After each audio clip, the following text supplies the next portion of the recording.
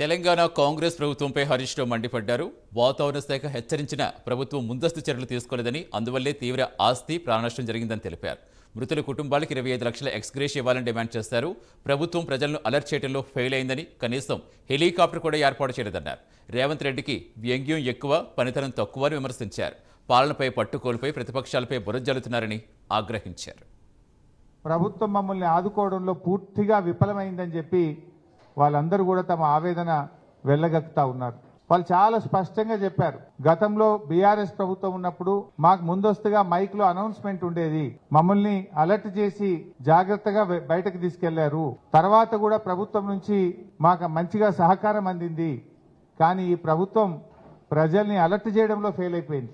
కనీసం హెలికాప్టర్ పంపలేకపోయినారు. ఈ ముఖ్యమంత్రికి వ్యంగ్యం ఎక్కువ, పంతనం తక్కువ. ఎక్కడ చూడు వ్యంగ్యమే ఆయనకు. ఇప్పుడు పాలనపై పట్టుగోల్పై రేవంత్ రెడ్డి చీటికి మాటికి ప్రతిపక్షాల మీద బురద జల్లుతా ఉన్నాడు. ఇది నీ పరిపాలన వైఫల్యం.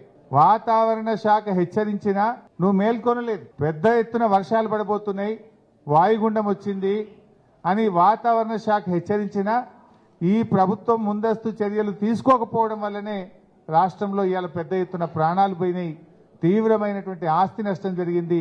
ప్రజలు చాలా బాధపడతా ఉన్నారు. కనీసం తాగడానికి నీళ్లు కూడా ఈ ప్రభుత్వం అందించలేకపోయింది. జిల్లా యంత్రాంగాన్ని సమాయత్తం చేయడంలో గాని, ముందస్తు ప్రణాళికలు చేయడంలో గాని, హెలికాప్టర్ అందుబాటులో పెట్టుకోవడంలో గాని, ఎన్డీఆర్ఎఫ్ బృందాలను ఏర్పాటు చేసుకోవడంలో గాని ప్రభుత్వం పూర్తిగా ఫెయిల్ అయిపోయింది. ప్రతిపక్షంలో ఉన్నప్పుడు చనిపోయిన కుటుంబాలకు 25 లక్షల రూపాయలు ఇవ్వాలని అడిగారు. ఇదే సీతక్క గారు అడిగారు. మేము అడుగుతా ఉన్నాం ప్రభుత్వాన్ని, తక్షణమే చనిపోయిన కుటుంబాలన్నిటికీ 25 లక్షల రూపాయలు ఎక్స్గ్రేషియా ఇవ్వాలి. మీరు గతంలో అడిగిందే నేను చెప్తున్నా మీకు.